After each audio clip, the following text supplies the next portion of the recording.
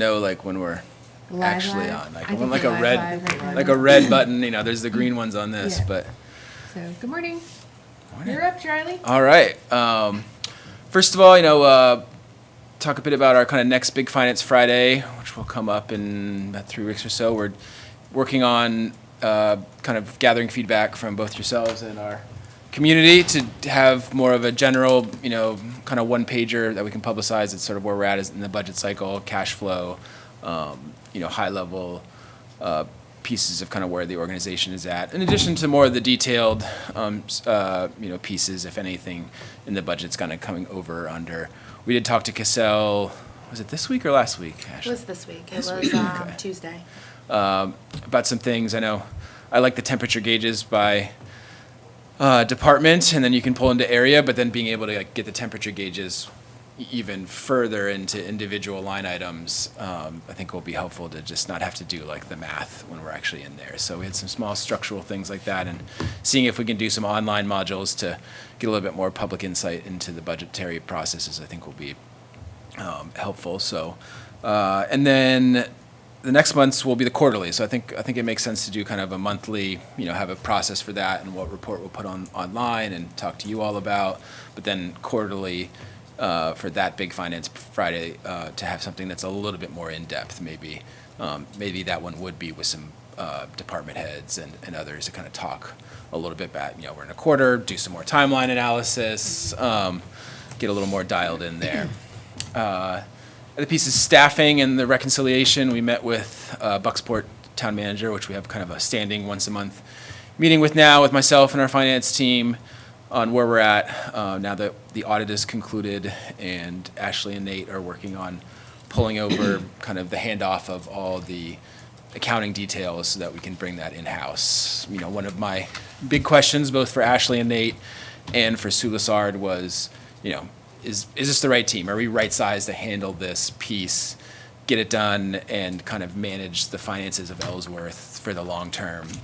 Knowing that the finance manager that we were originally planning on hiring wasn't here, but seems like we're in a pretty good place. I think Nate and Ashley were both confident that they can kind of handle things, and Sue Lessard was as well. We did some talk about, total transactions and Ellsworth, and she felt that for now, for this size of city, that this is kind of the right team. And once we're out of the past into the present, like their capacity, for Deb and Leah and Ashley and Nate is really going to increase. So I think we have the right size teams. There's a couple areas like grants management and tracking and organization that kind of each part of the organization is doing to varying degrees of success that still need to be sort of consolidated and have oversight.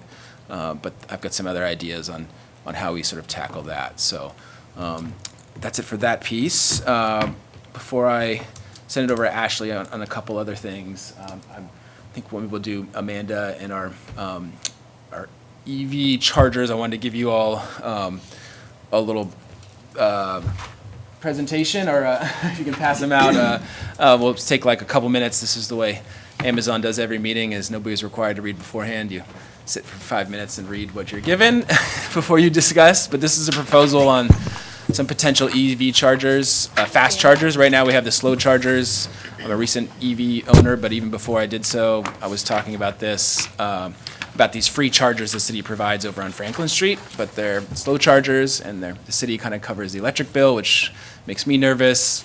I actually think we should probably, and I've talked to some other EV owners, at putting like a little at least courtesy sign that if you'd like to donate to beautification, you can do so. But also, it really doesn't do what, now that I'm an EV owner, what we want it to do, which is in Portland they have fast chargers near their downtown, and I go to those when I'm going to Boston or anything else, and then I shop in Portland. And there's a fair amount of credits that are out there on these.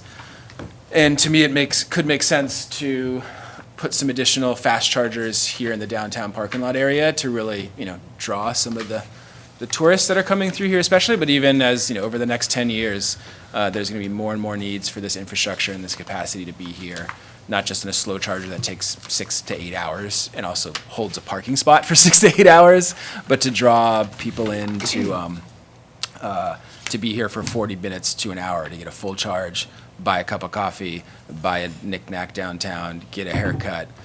I also think that we could consider places at the marina as well for fast chargers, maybe even their super fast ones to kind of highlight that marina and also draw traffic there. The other, as you can see, with this is not, we're one of the reasons we're talking about this is we have kind of an energy efficiency piece of the infrastructure plan, which we'll start presenting probably next week as we look for the 1 year cycle as we go into bonds. The biggest piece of that is obviously going to be the roads, which we can talk more about next week. But this is at kind of a level, as you can see on page 1, where it's not even a huge cost to the city. You're looking at a $118,000 proposal with $115,482 in tax credits. So this is it would be well lower than the 15,000 authority just to move forward with this. Like, would it even be considered a threshold to bring into the infrastructure? That was my original plan, is that we'd need to package these things up to bring, if we're considering bonding, to add these infrastructure assets to the city. But and we'd get multiple proposals for these types of things. There's various types of chargers, but for a $3,500 or well, I guess it's a little different than that. It is. I don't know if you're doing the math on this, Michelle, on your calculator. Now I'm looking to see what a 30C tax credit is. I was just gonna ask Yeah, that it's like- question. Is And that does it come in a backwards? check like I don't- Efficiency Maine, or does It it would- not? That's a good question. It's an we don't- income tax credit. We don't pay income tax.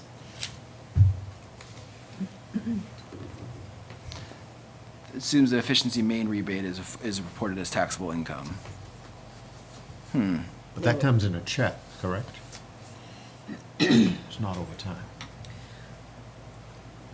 Yeah, I Those definitely are for think we home need- installments. Right? Well, let me look into that. We'll just check, we'll check. Yeah, Oh, it's a for home, and I'm looking at it. It's the residential clean energy credit. And it's 30% of the cost of new qualified clean energy property for your home is installed. It's an investment tax credit. So, anyway, Let me I look don't in. mind having these, but I am 100% against having them be free. Yeah. I'm sorry. Oh, no. You know, that's, the people in Ellsworth should be paid by the people's fuel, no matter what kind of fuel it is. Yeah, I am as well. I wasn't a part of the previous one, but it also doesn't do what bringing electric chargers is supposed to do. At least now. At some point in the future, we're going to need them everywhere. The cars are going to be of that. Right now, I feel like it's an opportunity to, especially for the fast chargers, because we don't have them, to bring them into areas that we'd want to bring traffic. I agree. I mean, having them downtown and having it a place where someone can park their car and charge it while they shop and everything, I just don't think I think that's a great idea. I just don't think they should be free. No, and this would be done as ideally a revenue driving proposal. So I think we'd get a fee out of every charge, and it would be, the idea was that this would be a revenue driver, not something that the city would pay for. And again, there's some complications with the other chargers that are currently at the Franklin Street lot in terms of making that a pay, because it was designed as not. I think as a first I step. think we got a grant for that, correct, so that's why we kept it free, because the city didn't pay for it. They're still paying for electricity. Yeah, I was gonna say, It's who us. pays for that We pay for the electricity? electricity. Yeah, Yeah. so, in some ways, there's a matter of, that's what the city's done. It's out there. It's really now in the market for people to try and use that to charge as much. There's no signage that says you can't be there for 4 days if you wanted to. So it's not, also it's a parking space close to downtown, so it's not doing what we want it to do. So yeah, I would definitely pay it. I also think just for that one, I think a courtesy sign at the very least that says, the city of Ellsworth, this electricity is provided. We encourage you to donate, a minimum of $10 per charge to the city's beautification program, and we could spin that up, put it on the website, get a little sign out there, and start hopefully generating income. I think at a minimum we should start doing that. I've talked to some folks who actually use that charger as well over there, and nobody would be opposed to that. I can't imagine anybody would. And see if that works, and then I think part of and at the same point, at some point, we might look to just take them down and replace them with fast chargers that are payable, that can, again, drive more people there. And maybe that could be this. I did want to also, not just the pricing, we'll look into that, but kind of where they're at with the council. You know, I think this would basically be down at that corner. And there's a question, in the summertime, those might be, and I see the one near McDonald's, the fast charger, which is really the closest one. That one's full at 6 o'clock at night, 2 o'clock in the afternoon. I imagine this one would, you know, start pulling some traffic off, so it's, but, you know, do you make them EV chargers only, you know, from Oh. March through, you know, through I have no June? sense of place. Turn it upside down, you'll be all right. Seriously, you turn it upside down, you're right. Oh, all right. Oh, yeah, look, you know where you are now? Oh, yep, I do. Here. Steps. So I have a little blurb from, there's a larger packet, I did print the whole thing just to conserve paper. Sure. But I can email, I can forward it to you, but there is a piece about the vehicle charging tax credit. It says businesses and certain tax exempt entities can qualify for a tax credit of 6% of the eligible costs up to a cap of $100,000 per item, or 30% of the eligible costs up to a cap of $100,000 per item if prevailing wage and apprenticeship requirements are met. Is Interesting. that federal? Did you say? Yes, federal electric vehicle incentive. And that's the For me. 30C I think tax it's credit? me. Okay. It says electric vehicle charging tax credit, 26 USCA 30C. So apparently there was another 30C that previously expired. And then now that this is a newer version of it, but I can forward this. Yeah, can you send us Yeah. this? Because Because I I'll still need to can't figure out how we Yeah, get that's it. the What kind of beginning tax? part of the 30 pages, and I Okay. just printed the beginning part to see. Yeah, and we can talk to revision. I think it's one of the, it's been really interesting. I know there's money out there. I know there's all these, it's kind of like everything, right? But it's, you know, dialing into how to, and I think what Mike and Amanda have been doing, you know, working through revision. You know, we obviously go with multiple proposals. There's ChargePoint, there's EV Go, which is the one in Portland that's like, that's the crazy fast ones. Those are the ones that are like 25 minutes. You know, That's crazy. the reason I went there is because Yeah, Paul at that's Flexit, who also owns an EV, was Oh, like, like, I visit my son and I drive 20 minutes out of the way to go to this EV charger. And when you go there, it's just lined with people. But there's some good churn, and then I got my EV charger there, went to downtown Portland, bought some knickknacks, got a coffee. It was just like, this is what we need here. It's going to have the same incentives, you know. And if you look at the charging landscape, like if you're going out to the island or otherwhere else, like you need to charge here. A friend of mine's bringing an electric F-150 from Nantucket to go camping with me and his two boys, my boy. And so he was, hey, like I see there's chargers in Ellsworth. Like we leave Castine, can we get one charge before we go up, and then we'll go up down east to Rocky Lake. But I need to charge in Ellsworth before we go. Is there anywhere other than that to charge in Ellsworth? So the charging points are the Franklin Street, and then there's a fast charger near the McDonald's. That one, that's what you just said. And then there's a Tesla fast charger over at Stanley Subaru. Not I think there's one at Darlings too. maybe Darlings has Too. something. There's something to the right of Hannaford. Yeah, Those were I Tesla? believe so. Yeah, those are the Tesla ones. Yeah, too. Those ones don't go to an F-150. There's like a special charger link in you can get, but and they're pretty full. I mean, they're. I've been surprised. So it's a. And then there are marina too. Like I've had multiple people, myself included. I didn't know we had a marina in Ellsworth until I went to the food truck. I had literally 2 weekends ago. Another friend of mine said, I had no idea Ellsworth had this marina until I went to that taco truck. So a lot of, you know, I'm assuming that's not a coincidence. A lot of people are finding out or amazing marina just because we have a taco truck.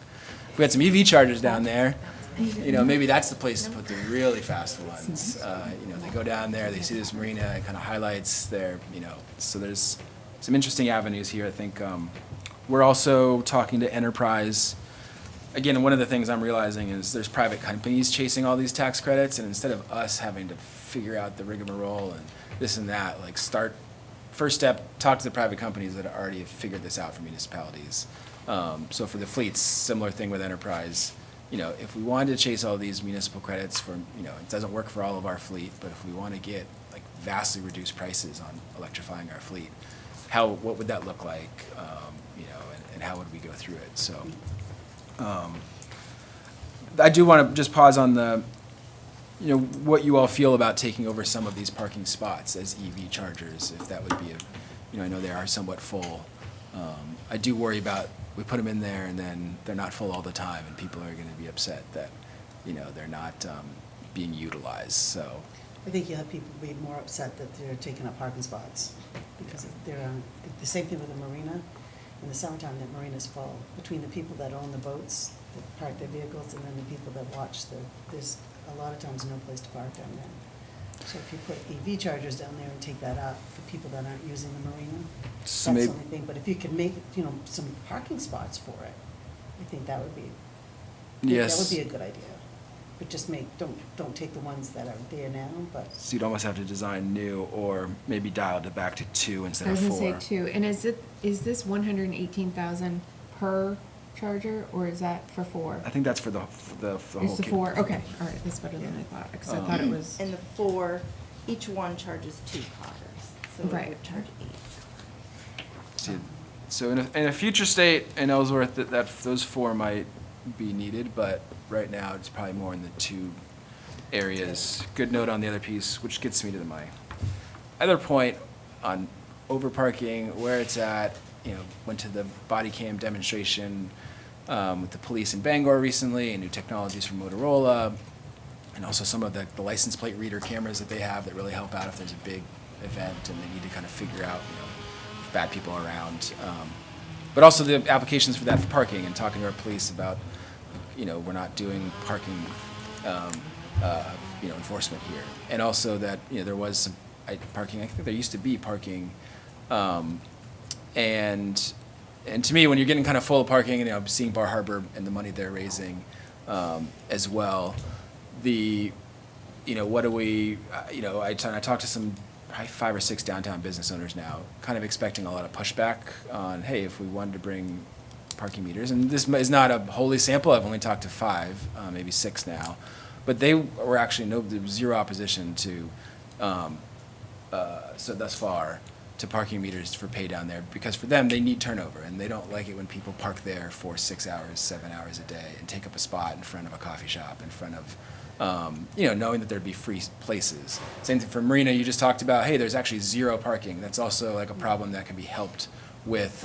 If you have that much demand, you may need to put payment. Plus, revenue generation, not just on the taxpayers that we have here, but in fee generation, I think in trying to even those scales. I don't know if that would be $50,000, $100,000 a year, what it would be at, but I do want to start kicking the tires on, what Bar Harbor's done and what other cities and towns have done on some of the really high, frequented places where it could make sense to go to parking meters, but wanted to kind of just lay that out there, and didn't know if there was a hard pass, Charlie, absolutely not.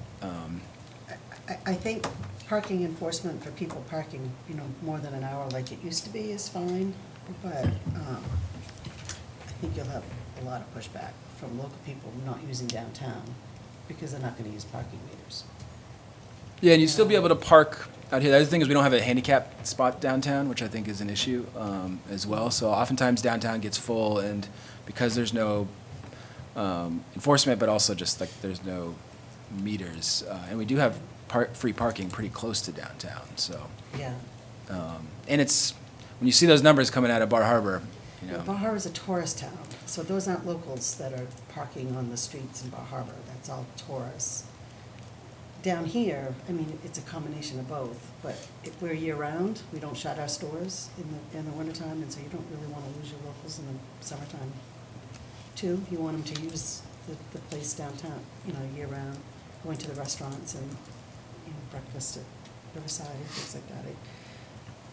I think you just have to, we would really need to think about more than the downtown businesses saying, meters are a good idea, but I think there just needs to be some more thought into it. But I do believe in enforcement, because it used to be, it was worse when Union Trust was here, the banks, and it was just, there was no place to park ever, because the bank took up most of the parking spots. But the enforcement did tend to work. A lot of upset people, and we actually had pretty good revenue from it. yeah, it didn't actually end up paying for the.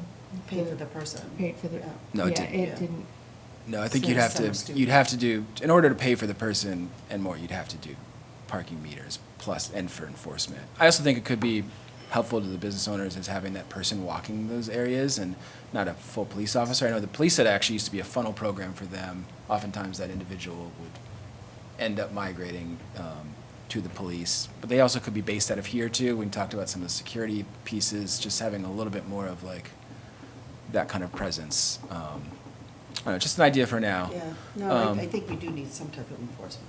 But And analyzing what you're talking about, Michelle, I don't know what that mix is. Yeah, there'd be a fair amount of locals, but, you know, I do you think can, it's the same reason Bangor doesn't have anything downtown like that. They don't have meters. yeah. What do they do with the, across from the library? Oh, the parking lot. Yeah, the Yeah, parking the lot. parking Yeah, lot yeah. is, yeah. But not, oh, I see what you're Not saying, along not the along street, the not street along, side. like, Main Gotcha. Street. Yep. Yeah. What are your thoughts, Steve? Well, it's a brand-new thought to me, but my first instinct is, on a personal note, my wife and I go to Bar Harbor every other Wednesday in the season. We didn't stop because we had to pay. Actually, we started appreciating it a little more. When you- paying $8 or whatever to spend an afternoon there. But like, to Michelle's point, this isn't a tourist town, but I believe if we have electric charges, and I know we're talking about the meters, but the electric charger business, you know, like Michelle said, nobody gives free gas, so we need to collect money. The 4 spots that are marked here on this, my question is this: I would assume that those 4 spots have one infrastructure cost. So if you start spreading them out in pairs of 2, you have separate infrastructure cost, when I say that, to connect them. I'm guessing connecting 4 at once is far less than collecting per capita, if you will, per machine. So Right. I would assume that there's some infrastructure cost, that if you start putting 2 here and 2 there, your cost goes up. I would assume, I don't know that, but I'm guessing that there's got to be conduits to get there. As far as the meter goes, I think that perhaps exploration is the key to that whole thing. Everywhere you go today, there's either a parking garage, a parking lot.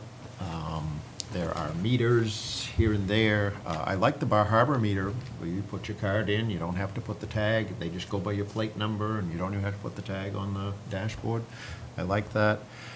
I don't know if this is true, but is there some sort of a system that residents of Ellsworth could get a sticker in their tax bill for 2-hour intervals without paying, with a sticker in their windshield? Yeah, that That would give Mr. and Mrs. Ellsworth a free pass, but it would also offer some collection for the people that aren't paying taxes here. And I don't know what that would look like. Maybe the 2 hours is the wrong thing, but I'm just wondering. Yeah, I mean, there's You a see a lot- lot of transfer station stickers in small towns, and I'm wondering if there's not some consideration for Mr. and Mrs. Ellsworth getting some sort of a pass for that parking, but if you're not paying taxes here, then, and it would have to be a time limit, because we don't want Mr. and Mrs. Ellsworth taking up the spot for the vendors on Main Street. Yeah, and I think we kind of need some good data. There's other cities and towns that have done it, and I want to know what that mix. We are year-round locals that are in Ellsworth, but we also tax those folks to handle the service center aspect of here. And whether it's me coming from Castine and I go there, like, you know, I'm coming here year-round, to make me pay for parking is making it so that's not on the Ellsworth taxpayer for, you know, as we look to our mix of revenue generation. And, you know, we're not as much of a tourist town as Bar Harbor, but I think we're getting more and more of that activity, whether it's all the Airbnb folks that come here. You know, now that's an enormous market that's creating its own pressures, and I think we've talked about looking into short-term rental regulation with what the previous gentleman who was here last week.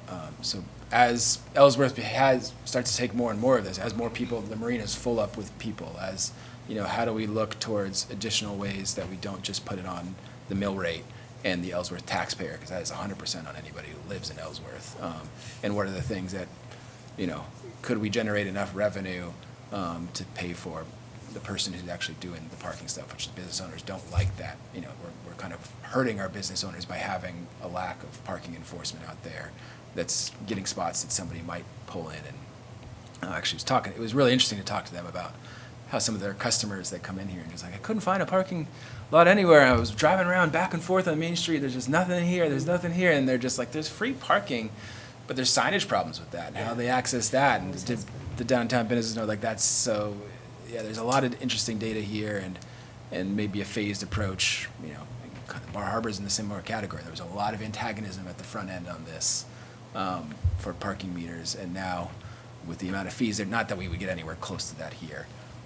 But over time, and as Ellsworth, you know, we want to see this downtown completely packed with people servicing our businesses. The part, you know, and that'll create new problems of, like you said, Steve, where people park, how they park, but also benefits to the businesses, you know, on High Street, on Main Street, that are, you know, one of our, not just for the residents that live here, but the business owners that are here. It's an enormous tax generator for the town. So definitely going into the winter thinking a little bit more before we hit the budget cycle on not just how we keep lean as an organization to keep the tax rate down, but how we look at our fee generation, revenue generation, and not just the mill rate tax stuff. So We'll also have to look at who's gonna enforce that if somebody goes over there 2 hours or 3 hours, and I mean, that's gonna be a full-time person year-round that is gonna need to do that, so that's gonna. especially if it's 7 days, So you're we need probably, to just, yeah, we it's need probably to- 2 part-time people on an hourly basis. Yeah, and so how do you pay for that? Is part of it would be the parking fee or the generation to get that, you know, not, people don't park for 6 hours on Main Street right now and, you know, and take up a coffee spot that could go to Flex It. But that's probably not enough to pay for them, so do we put it on the mill rate or do we parking meter downtown? And that would ideally generate, once we do the math, enough revenue to pay for that part-time employee and or more. And then more could go to beautification or, you know, other things. And right now, Mr. and Mrs. Ellsworth is paying the whole bill. The whole bill. Yeah, and the downtown business owners aren't getting that churn on parking spaces that would lead to more business for them. So yeah, something to think about. I love this stuff, though. I feel like there's all kinds of, this is good, this is bad, this is, you know. Has Camden done anything with, you know? That's a great question, Meters? Steve. I don't think so. You were. I don't think so. Gosh, that's the fear, right? But they've So- got some really good, the marking of, like, when you go down that Main Street on one, I mean, there's signs that say where public parking is, and so they redirect nicely. And that was my other conversation with some of these downtown business owners, that signage, Yeah. what's out there. And they also came back to me on, and some of just the beautification of downtown. They've been asking for banners on those poles, for the lights to be fixed, for better signage for multiple years now. Janet's got some CBDG, whatever, it's a different. Some acronym. Yeah, the block grants that may or may, but like, we need to do that. This Christmas, like, we have some extra beautification money, you know, we need to get those signs up for, you know, for holidays in Ellsworth, you know, lights on the poles, making sure they're up, making sure that downtown in the winter is really nice and welcoming. And looking towards those types of things. They've been kind of waiting long enough. So I think I'll have a proposal as part of this, either infrastructure package or some other things on just beautification and that type of stuff as And well. Heart of Ellsworth that's, I think, part of their agenda, you know, as a Main Street America. I think the 2 top things were beautification and wayfinding signs. Yep, So,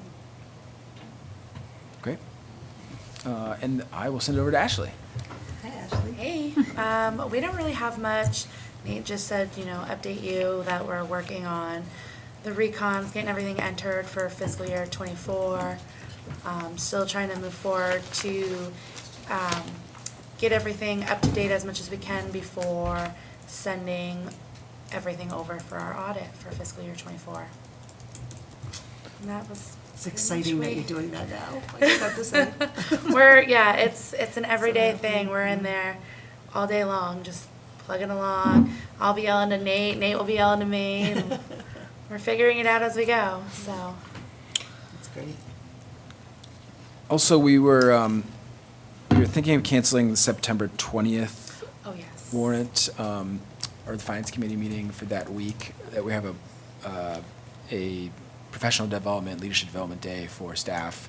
When I say leadership, I don't just mean the management, I mean, well, pieces of the organization, that we're doing but to include the finance team in that process, we're probably just going to hold the warrant for that week. So that'll be September 20th, unless there's any pushback here. I'm good with it, I'm gone anyway, so. Yeah, we have been talking about, I want to make these meetings pretty productive. And, do we need one every single week? We talked about, maybe one less prior to the big Finance Friday. I don't know what you all feel about. Sometimes they're extremely valuable, and sometimes it feels like we're doing a report out. And they're not, we have to sign the warrants, obviously, but. And Nate and I talked about that also, and we wanted to run it by either Tammy or Michelle. Do we need wet signatures on the warrant, or would DocuSign work? Because we do send you guys the warrant on Thursdays. So would a DocuSign, could we do DocuSign, or does a wet signature, is it that what's I needed? don't see any problem with that, so. Because that would be, if we send the warrant out Thursday nights, we get it back from you guys via DocuSign. That's good enough for us to send checks out on a Friday, unless they have to be done via wet signature. No, and I mean, we can always just email if there's a question on an invoice. Yeah, right? yep. I like that. Yeah. What? Me too.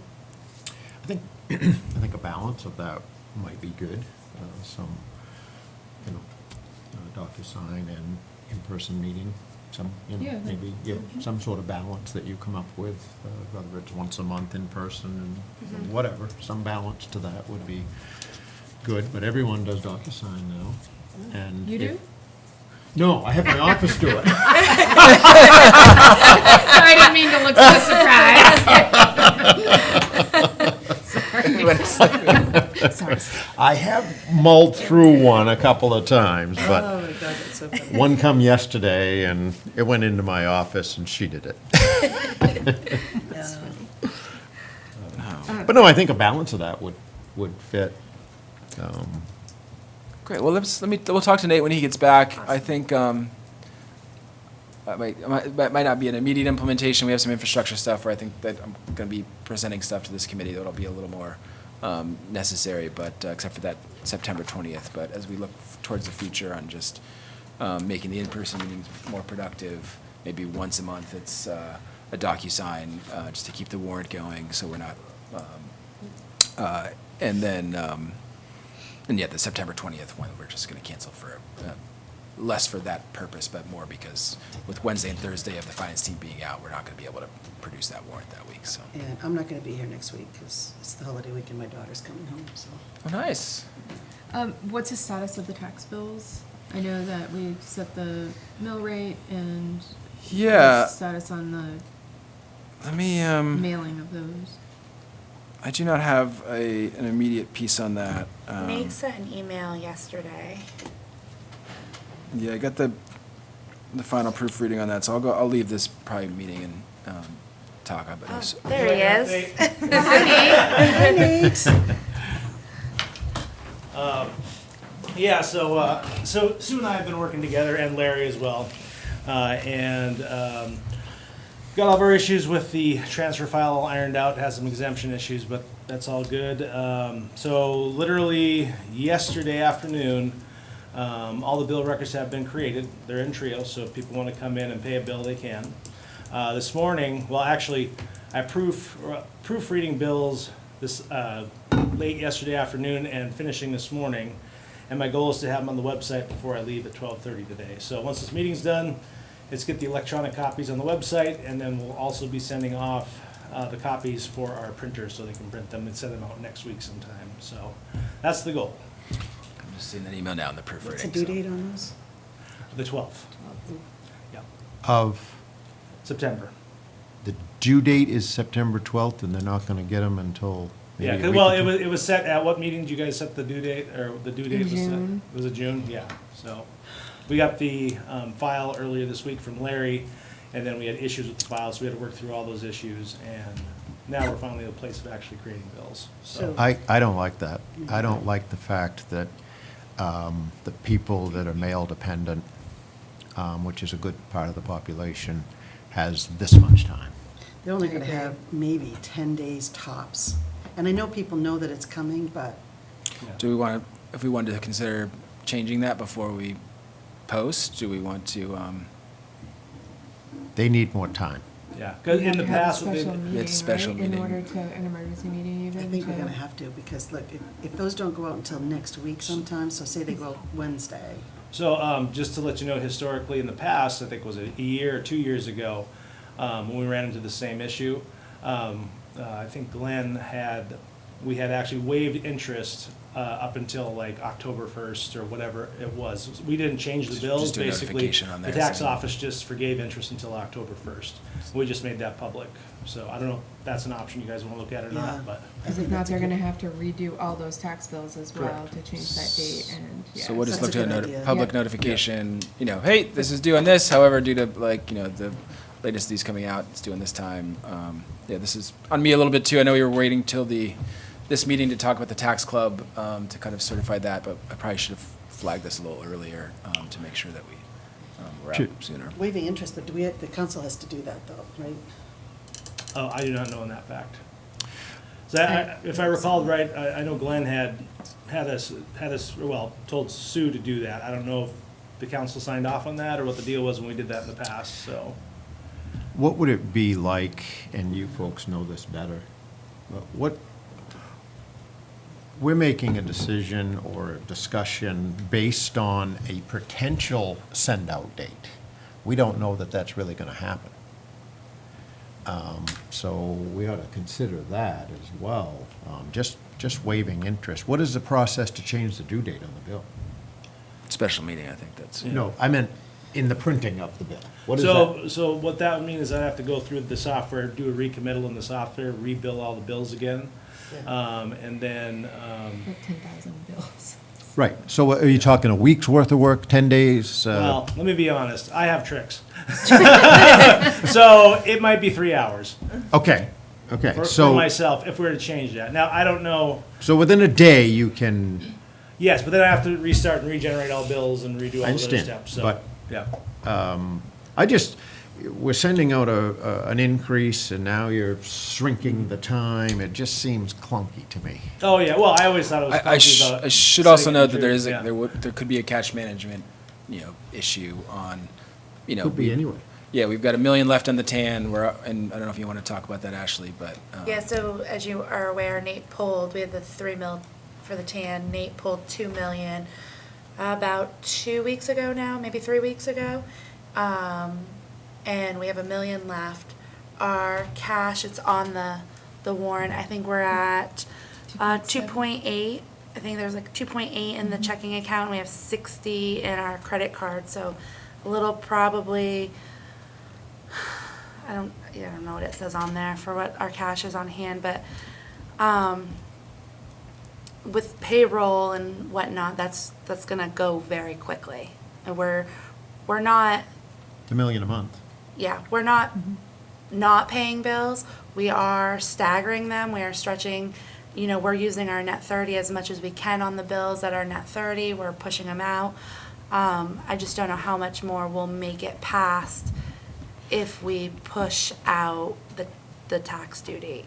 I think my preference would be to get these out, and then if we need to call a special meeting for next week, I mean, I could announce that we're calling a special, that'll get some press coverage on, hey, we're looking at this, we don't want to charge interest, we know these bills are going out, and that the due date is pretty locked in, closer to it, but we're not going to be charging anybody interest until October 1st or October 15th or something like that. Just so, there'll be the first round of just press notifications and public notifications on the website that we're, you know, not intending to charge interest when you get these bills, and then the second piece would be the actual, you know, probably to call a meeting with at least, I know you said you're out next week, Michelle, but Yeah. if we can get 4 No, councils. just Friday. She's coming. Yeah, I think Thursday. for the cash flow sense of that, I think that's gonna be your best bet.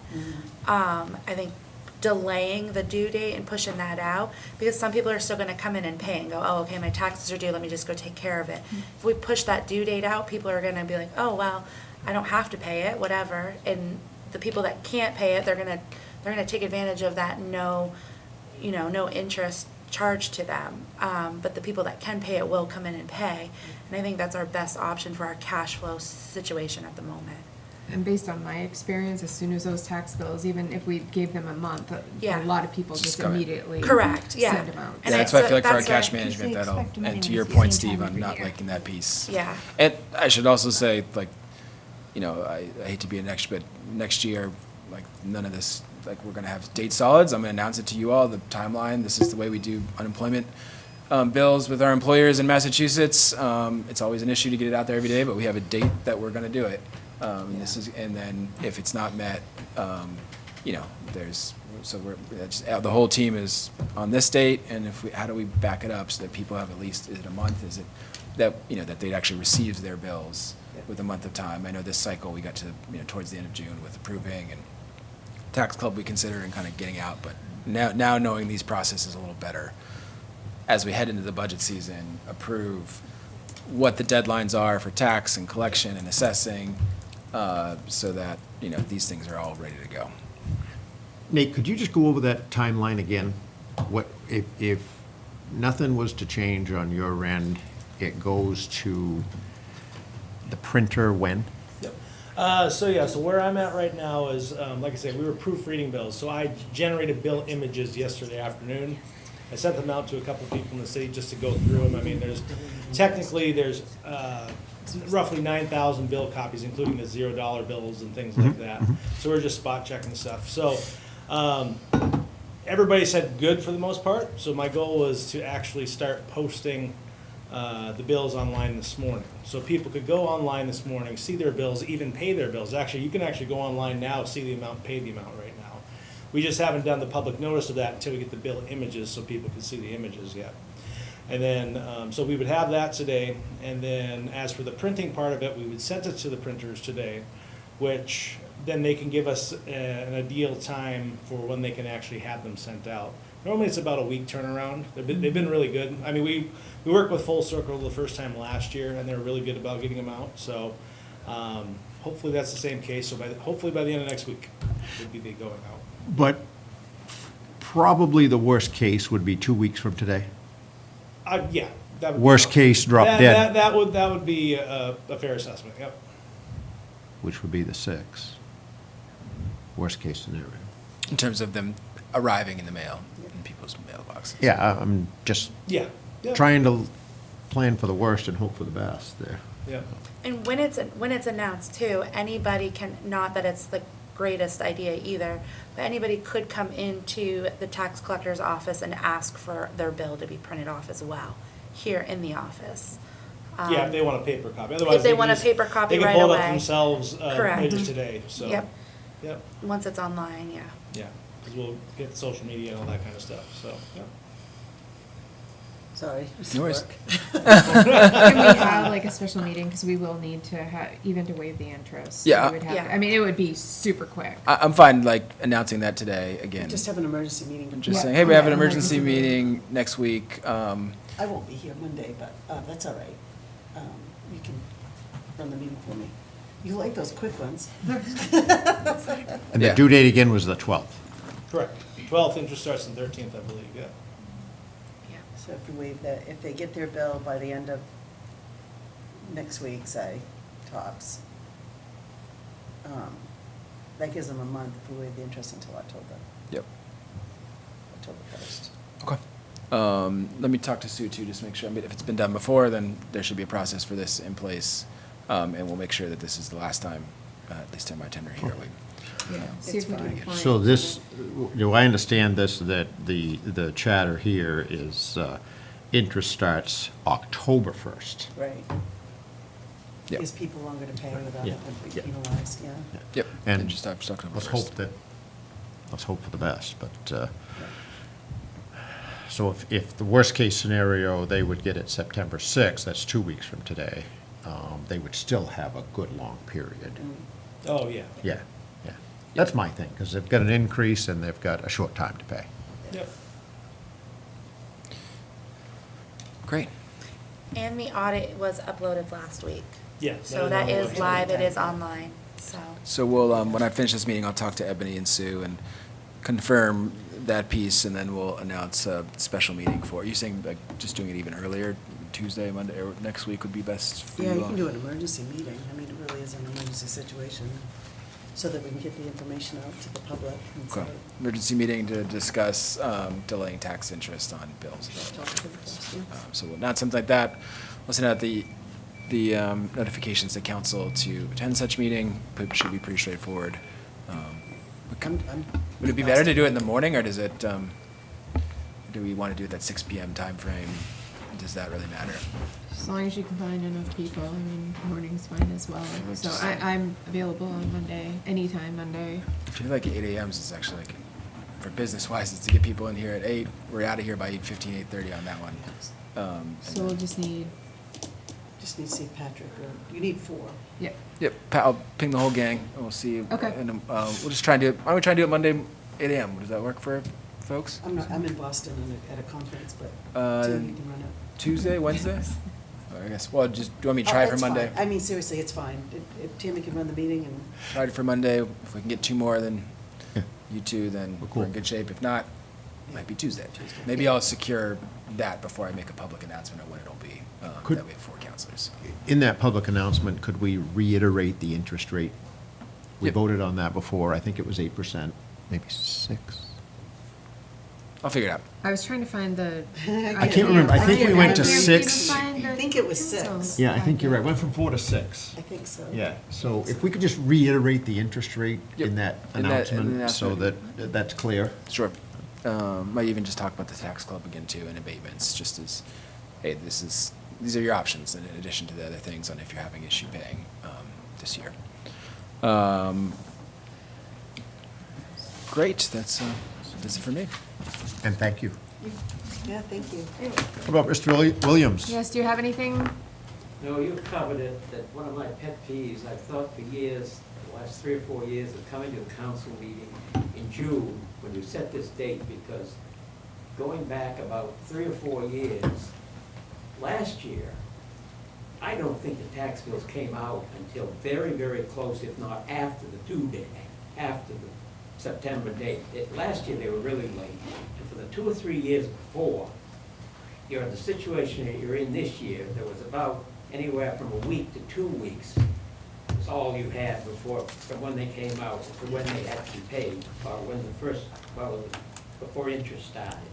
And I thought about coming to the June meeting, but I know that the response I would have received at that June meeting would have been basically, we can do it, we've done it, we'll keep it where the date is. And I really think next June, you should think about making the date a week or 2 later, because your history on getting these tax bills out in the last 3 years or 4 years has not been good. In the old days, the date has been about where it's been, 2 weeks into September, and the tax bills were historically out, usually you'd have a month, they were out in early August. Yeah. Yeah. Or even the end of July. And- Yep. And it hasn't been for quite a while. It's and you, it was something you'd handle, but it's a problem of getting the commitment done. And there was always a drop dead date for commitment. And we would go over a couple days maybe, but that's the problem, not the date. It's the commitment not getting done. Yeah, I agree, but at the same time, you've been told this before, or seen this before, so, and we're talking about right now, it's a video recorded, this will not happen again, I promise. And you all control my salary if it doesn't, so. I have 100% complete faith in you. Thank you.